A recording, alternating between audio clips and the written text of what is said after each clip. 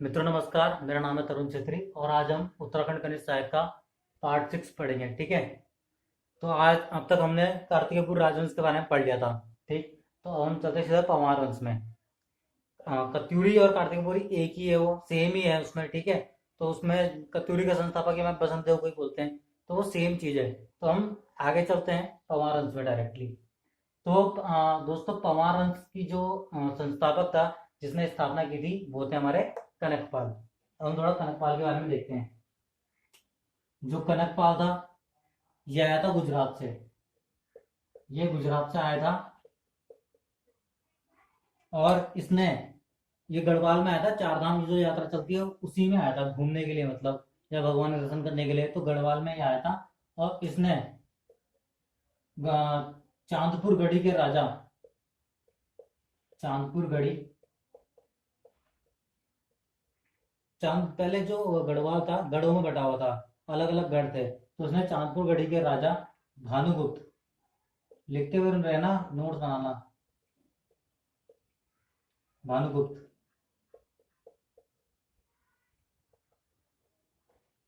भानुगुप्त की जो लड़की थी उससे शादी करी, उसकी बेटी से, भानुगुप्त की बेटी से शादी किसने करी? कनकपाल ने करी। ठीक है। और दहेज में से चांदपुर गढ़ी मिल गया, तो इसने चांदपुर गढ़ी में पंवार वंश की स्थापना कर दी। कब? 888 ईस्वी में। तो पंवार वंश की स्थापना कब हुई? 888 ईस्वी में। क्वेश्चन आएगा पंवार वंश की स्थापना कब हुई? 888 ईस्वी में। ठीक है। पंवार वंश के संस्थापक कौन है? कनकपाल है। और पंवार वंश की जो राजमाता है जिनको मानते हैं वो है राज राजेश्वरी। ठीक है। राज राजेश्वरी लिख रखा है यहाँ सामने। राज राजेश्वरी पंवार वंश की राजमाता है। दोस्तों आपको बताइए, हमारा चैनल एग्जाम प्रिपरेशन से तैयारी जीत की, चैनल को सब्सक्राइब लाइक कर देना। ठीक है। शेयर भी कर देना वीडियोस को। अब हम चलते हैं क्वेश्चन। ये क्वेश्चन तो आ चुका है कि पंवार वंश का संस्थापक कौन है, पहला राजा कौन है? हमारा कनकपाल। लेकिन क्वेश्चन अगर बन गया पंवार शासन का सेकंड राजा कौन है, तो वो है हमारा श्यामपाल। तो श्यामपाल भी बहुत इंपॉर्टेंट है, आ सकता है क्वेश्चन में कि श्यामपाल सेकंड राजा है पंवार वंश का। उसके बाद जो आगे के राजा आते हैं वो ऐसे ही है, उनके बारे में मतलब उन्होंने कुछ खास काम करा नहीं है, तो उनके बारे में ज्यादा उल्लेख भी नहीं है। तो हम चलते हैं डायरेक्टली उस राजा के बारे में पता करने जिसने गढ़वाल को एक सूत्र में बांधने की कोशिश नहीं करी, बना ही दिया, एक ही सूत्र में मान दिया उसने। इससे पहले मैंने आपको एक क्वेश्चन बताया था कि गढ़वाल को एक सूत्र में बांधने की कोशिश किसने करी थी? वो था हमारा ईस्टगण। ईस्टगण, ठीक है, जिसने गढ़वाल को एक सूत्र में बांधने की कोशिश की थी, लेकिन वो कंप्लीट नहीं कर पाया उस टास्क को। तो उस टास्क को कंप्लीट जिसने करा वो था अजयपाल। अब हम अजयपाल के बारे में देखते हैं। अजयपाल के जो पिताजी थे, ठीक है, क्वेश्चन आ जाता है कि अजयपाल के पिता का नाम बताओ। ऐसा क्वेश्चन बनते हैं उत्तराखंड में, इसलिए बता रहा मैं। तो अजयपाल के जो वो थे, पिता थे, वो थे हमारे कनकपाल। ठीक है। कनकपाल बोल रहा हूँ। अजयपाल के जो पिता थे वो थे हमारे अनंतपाल। अनंतपाल है। ठीक है। अजयपाल के पिता अनंतपाल है और अजयपाल के बेटे का नाम क्या है? कल्याणपाल। तो दोनों क्वेश्चन हमें याद रखने चाहिए क्योंकि अजयपाल बहुत इंपॉर्टेंट पर्सन है इस पूरे पंवार वंश में। सबसे ज्यादा इंपॉर्टेंट अजयपाल ही है क्योंकि अजयपाल ने ही बावनगढ़ों को एक साथ, मतलब एक साथ बनाया और गढ़वाल नाम दिया। तो अजयपाल का पिता का नाम क्या है? अनंतपाल। और अजयपाल के जो बेटा है उसका नाम है कल्याणपाल। अब अजयपाल ने 1491 में, जब अजयपाल गद्दी में बैठा होगा, उसके बाद उसने करा क्या? 1491 में युद्ध लड़ा। किससे? कीर्तिचंद से। कीर्तिचंद कहाँ का था? उस समय कुमाऊं का राजा था। कीर्तिचंद कुमाऊं का राजा था। इसने 1491 में कीर्तिचंद से युद्ध करा और ये हार गया। तो इतना बड़ा राजा अजयपाल, जो जिसने बावनगढ़ों को एकत्र करा, वो अपना पहला युद्ध, अपने जीवन का पहला युद्ध हार गया था। वो भी किससे? कुमाऊं के राजा कीर्तिचंद से। ठीक है। तो इसने सोचा अब क्या करूं, तो इसने तपस्या वगैरह की, कहते हैं इसने तपस्या करी। और उसके बाद ये दोबारा आया रण क्षेत्र में, और जब तपस्या कर ली रण क्षेत्र में आया, कब? 1492 में। उस समय इसने कीर्तिचंद को, 1492 की बात है, याद रखना, 1492 में कीर्तिचंद को इसने हरा दिया था। ठीक है। 1492 में कीर्तिचंद को हरा दिया। उसके बाद इसने युद्ध पे युद्ध करता गया और पूरे गढ़वाल को इसने जीत लिया। मतलब कहते हैं कि अजयपाल ने एक गढ़ से 52 गढ़ बना दिए थे जीतकर। इसका जो अंतिम युद्ध था, जो अंतिम युद्ध हुआ अजयपाल का अंतिम युद्ध देख लो। अंतिम युद्ध कप्पू चौहान से हुआ था। ठीक है। जो अजय पाल है उसका जो अंतिम युद्ध है वो हुआ था कप्पू चौहान से। और कप्पू चौहान बहुत ही मतलब साहसी साहसी एक वो था राजा, जो जिसने हार नहीं मानी अजय पाल के सामने। और अंत में भी इसने हार नहीं मानी थी, लेकिन अजय पाल की सेना तो बहुत बड़ी थी, इसलिए वो हार गया, अंत में वो हार ही गया। तो कप्पू चौहान से अजय पाल ने अंतिम युद्ध करा था अपने जीवन का। प्रथम युद्ध किसके साथ किया? कीर्तिचंद। 1491 में कीर्तिचंद को हरा दिया, 1491 में खुद हार गया था। अजय पाल ने अंतिम जो युद्ध करा वो करा कप्पू चौहान से। अब आते हैं हम जो अजय पाल था। अजय पाल ने देखो 52 गढ़ों को एक साथ बांधा, इसलिए अजय पाल को हम उत्तराखंड का अकबर भी कहते हैं। और बहुत सारे नाम है अजय पाल के, लेकिन उत्तराखंड का अकबर भी कहते हैं क्योंकि अकबर ने भी आपको बताया कि बहुत सारी लड़ाइयां लड़ी थी। ठीक है। उसके बाद मतलब उसने संपूर्ण भारत को मतलब एक एक कर लिया था, एकत्र कर लिया था, इसीलिए हम अजय पाल को अकबर कहते हैं। अकबर बोल रहा, क्या था नाम? अजय पाल को अशोक कहते हैं, अशोक। ठीक है। तो अजय पाल का एक तो हम अशोक कहते हैं, और अजय पाल का जो उल्लेख है सांवरी ग्रंथ में भी आता है। ठीक है। अजय पाल को सांवरी ग्रंथ में आदिनाथ कहा गया है। क्या कहा गया है? आदिनाथ। इस सांवरी ग्रंथ में, इस सांवरी ग्रंथ में आदिनाथ, आदिनाथ कहा गया है किसको? अजय पाल को। दूसरा, अजय पाल गोरखनाथ पंथ का अनुयायी था। ठीक है। ये जो गोरखनाथ पंथ है इसका अजय पाल अनुयायी था। गोरखनाथ, ध्यान से लिखते रहना, नोट बनाते रहना। ठीक। उसके बाद अजय पाल, जो अजय पाल का एक चित्र मिलता है हमें, देवलगढ़, जो अजय पाल की राजधानी थी देवलगढ़ थी सबसे पहले 1512 में। ठीक है। तो ये पॉइंट लिख लेना कि देवलगढ़ में एक विष्णु मंदिर है जिसकी दीवार पर अजय पाल का पद्मासन चित्र हमें मिलता है। क्वेश्चन आएगा पद्मासन चित्र अजय पाल का कहां से मिलता है? तो देवलगढ़ के विष्णु मंदिर से। ये आंसर रहेगा हमारा, देवलगढ़ के विष्णु मंदिर से। अब अजय पाल की कुछ चीजें और, कि इसने राजधानी परिवर्तन करा। सबसे पहले इसकी राजधानी कहाँ थी? चांदपुर गढ़ी। जो किसने बनाई थी? कनकपाल ने। कनकपाल ने चांदपुर गढ़ी में अपनी राजधानी बनाई थी। ठीक। तो चांदपुर गढ़ी से ये देवलगढ़ राजधानी कब लेके आया? 1512 में। 1512 में चांदपुर गढ़ी से कहां लेके आ गया था? देवलगढ़। देवलगढ़ लेके आ गया ये 1512 में। उसके बाद 1517 में, 1517 में ये राजधानी कहां लेके गया? श्रीनगर। श्रीनगर। ठीक है। श्रीनगर ये राजधानी लेके गया। और अंत तक ये जो परमार वंश की राजधानी श्रीनगर ही रही थी। ठीक है। श्रीनगर रही थी अपनी राजधानी। उसके बाद 1519, 1519, 1519 में अजय पाल की मृत्यु हो गई। तो ये कहानी थी हमारे अजय पाल के बारे में। और परमार वंश में, ये जो परमार वंश है, इस परमार वंश में जो टोटल कुल राजा हुए वो हुए 60। क्वेश्चन आ जाता है कि परमार वंश में टोटल राजा कितने हुए? कुल राजा कितने थे? तो 60 राजा थे परमार वंश में। संस्थापक कनकपाल है। ठीक है। और अंतिम राजा पूछेंगे परमार वंश का तो कौन है? प्रद्युमन शाह। अभी नाम यहाँ पर लिखने की जगह ही नहीं बच रही। प्रद्युमन शाह। प्रद्युमन शाह अंतिम राजा था। और प्रथम राजा कौन मिल गया? कनकपाल। अंतिम राजा प्रद्युमन शाह। अजय पाल के बारे में एक पॉइंट और है बस, कि अजय पाल ने 16 ब्राह्मणों की नियुक्ति करी थी। किस लिए? खाना बनाने के लिए। तो खाना बनाने के लिए किसने 16 ब्राह्मणों की नियुक्ति करी? तो अजय पाल ने की थी। ठीक है। इनकी नियुक्ति 16 ब्राह्मणों की नियुक्ति किसने करी थी? अजय पाल ने। अब अजय पाल के बाद आता है सहजपाल।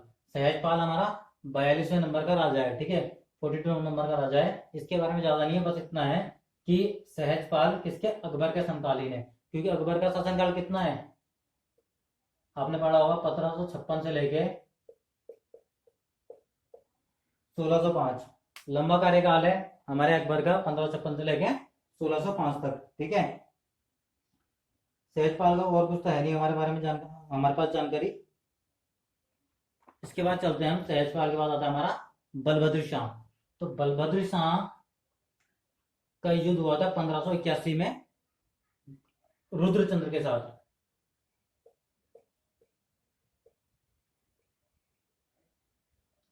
बलभद्र शाह का युद्ध हुआ था, बलभद्र शाह का युद्ध हुआ था 1581 में रुद्रचंद के साथ, और उस युद्ध को हम क्या बोलते हैं, ग्वालदम युद्ध। ये क्वेश्चन बनता है दोस्तों, इसे ढंग से लिख लेना, नोट सही से बनाना, ठीक है, नोट्स अच्छे बनाना ताकि आप मतलब तैयारी अच्छी वाली कर सको और पेपर निकाल सको पंडित सहायक का। 746 पोस्ट है, निकल जाएगा एग्जाम, लेकिन दिल से मेहनत करनी पड़ेगी पेपर को निकालने के लिए, ठीक है। तो हम चलते हैं कि ग्वालदम युद्ध कब हुआ था। क्वेश्चन बनेगा ग्वालदम युद्ध कब हुआ था, तो आपका करेक्ट आंसर ये होना चाहिए 1581 में ग्वालदम युद्ध हुआ था। लेकिन ग्वालदम युद्ध हुआ किस किस के बीच था, तो बलभद्र और रुद्रचंद्र के बीच। नेक्स्ट पॉइंट ये है कि मुगल दरबार में राजदूत भेजने की जो व्यवस्था शुरू हुई थी वो बलभद्र शाह के टाइम से ही शुरू हुई थी। हुआ ऐसा था कि उस समय मुगल काल में जो वो थे जो लूटपाट करते थे, ठीक है, लूटपाट करने वाले जो लोग थे वो मुगल शासन काल के, जहाँ पर तराई था जहाँ पे, वहां पे मुगल मुगल शासन रहता था। तो वहां पे जब लूटपाट करने के बाद वो पहाड़ी तरफ भाग जाते थे। तो बलभद्र शाह का एरिया पहाड़ वाला था पूरा, ठीक है, गढ़वाल का इलाका पूरा पहाड़ वाला था। तो बलभद्र शाह ने उन लूटपाट करने वाले लोगों को मुगल शासक के पास भेजा था। तो तब से ये ट्रेंड चल गया था राजदूत भेजने का। बलभद्र शाह के भी बलभद्र शाह गढ़वाल पंवार वंश के और मुगल वंश के बीच में, ठीक है। तो पहला जो राजदूत भेजा था वो किसके समय में भेजा गया, वो भेजा गया बलभद्र शाह के समय में, पहला राजदूत भेजा गया मुगल दरबार में। और एक क्वेश्चन और है कि बलभद्र शाह, इससे पहले देख रहा हूँ आप पाल चल रहा है, तो यहाँ पे बलभद्र पाल आना चाहिए था, लेकिन यहाँ बलभद्र पाल नहीं आया, यहाँ पर आ गया बलभद्र शाह। तो बलभद्र शाह को शाह की उपाधि दी किसने, क्वेश्चन ये बनेगा, बलभद्र शाह को शाह की उपाधि दी किसने थी, तो बहलोल लोधी ने बलभद्र ये शाह की उपाधि दी थी बलभद्र शाह को। बलभद्र शाह के बाद हमें जानकारी मिलती है मानशाह के बारे में। मानशाह 44वां राजा था, ठीक है, और इसका शासनकाल कब से कब तक है, 1561 से लेके 1611। जो मानशाह था, मानशाह के बारे में जो अभिलेख मिलते हैं, ठीक है, वो में मिलते हैं अभिलेख या फिर लेख जो मिलता है हमें रघुनाथ मंदिर से मिलते हैं। रघुनाथ मंदिर कहाँ है, देवप्रयाग में, ठीक, रघुनाथ मंदिर कहाँ पर है, देवप्रयाग में है। रघुनाथ मंदिर हमारा देवप्रयाग में है। और मानशाह हमारा गढ़वाल में था, तो मानशाह ने 7 बार युद्ध करा लक्ष्मीचंद से। लक्ष्मीचंद कुमाऊं में था। और युद्ध क्यों हुआ, युद्ध होता किस लिए, पैसे के लिए। अब हुआ यह था कि जो मानशाह था, मानशाह ने तिब्बत पे हमला किया और मानशाह तिब्बत से जीत गया, ठीक है। तिब्बत को उस समय हम बोलते थे, ये तिब्बत है, तिब्बत को हम उस समय बोलते थे दापा, ठीक है, तिब्बत को हम उस समय बोलते थे दापा। तो मानशाह एक गढ़वाल का पहला शासक था, पंवार वंश का पहला शासक था जिसने दापा को जीता, दापा पे हमला करा और दापा पे जीता, ठीक है। लेकिन अगर क्वेश्चन आया कि पंवार वंश के किस शासक ने प्रथम बार दापा पर हमला किया था, तो प्रथम बार जिसने हमला किया था वो था हमारा विजयपाल। वो हमारा कौन था, प्रथम हमला करने वाला व्यक्ति, नाम लिख लेना। जिसने फर्स्ट टाइम करा था हमला दापा पर, तिब्बत पर, वो था विजयपाल, लेकिन ये हार गया था, जीता नहीं था। लेकिन अगर अगर क्वेश्चन आया कि कौन सा व्यक्ति, कौन सा राजा जीता था, तो वो था हमारा मानशाह, जो तिब्बत में जीत गया था। और जब ये तिब्बत में जीत गया था तो वहां से बहुत सारे सोना चांदी वगैरह लेके आया। और विलियम फिंच बताता है, विलियम फिंच एक लेखक था, विलियम फिंच बताता है कि जो मानशाह था वहां से इतना सोना चांदी लेके आया था कि ये जो खाना भी खाता था वो सोने के बर्तन में ही खाना खाता था। तो इसके पास बहुत ज्यादा पैसा था, इसलिए लक्ष्मीचंद ने इस पर बार बार आक्रमण करे। तो लक्ष्मीचंद 6 बार हार गया था, लेकिन सातवीं बार जीत गया। इसका एक सेनापति था गेंडा, ठीक है, नाम ही उसका गेंडा था। और मानसा का सेनापति था खतड़ सिंह। इसने, कहते हैं जो गेंडा था उसने खतड़ सिंह को मार दिया, और 7वें युद्ध की बात है, और खतड़ सिंह को मार दिया और उसका सर काट के कुमाऊं लेके चले गया। वो कुमाऊं लेके चले गया, और तब से वहां पे खतुड़वा त्योहार मनाया जाता है। तो क्वेश्चन आएगा खतुड़वा त्योहार कहाँ मनाया जाता है, तो कुमाऊं में। क्यों मनाया जाता है, क्योंकि गेंडा सिंह ने खतड़ सिंह की गर्दन काट के लेके गया था कुमाऊं में, ठीक है।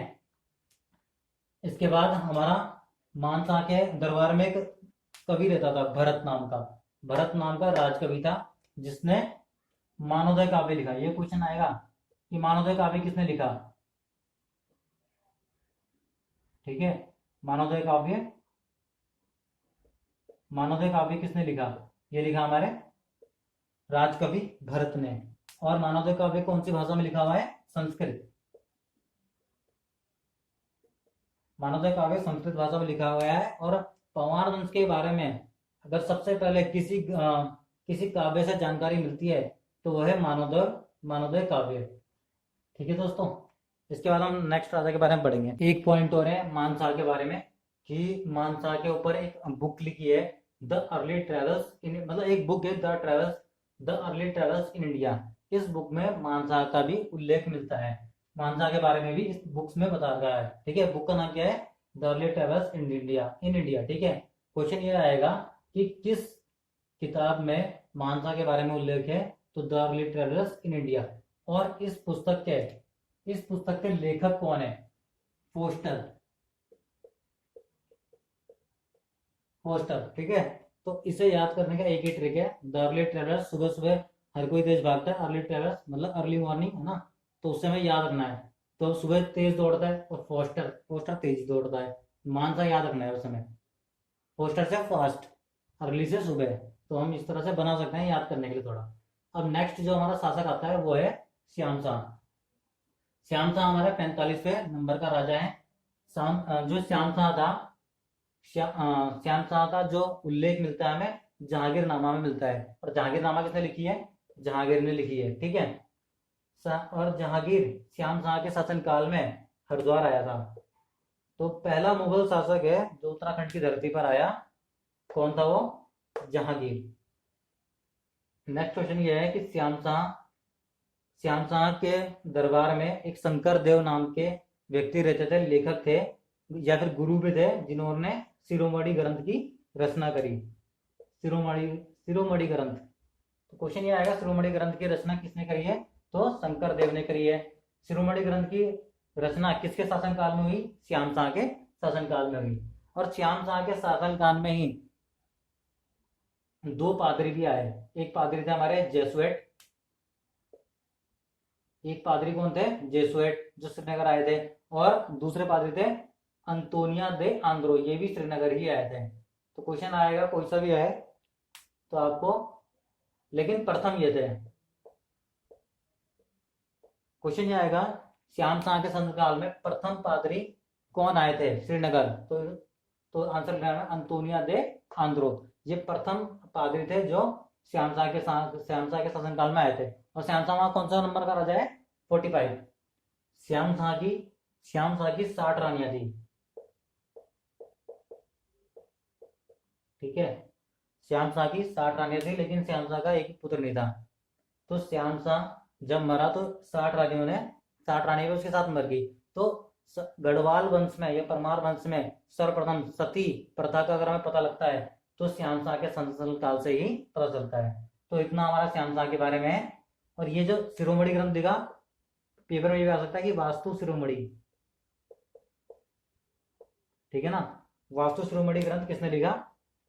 तो शंकर देव ने ही लिखा। वास्तु शिरोमणि ग्रंथ।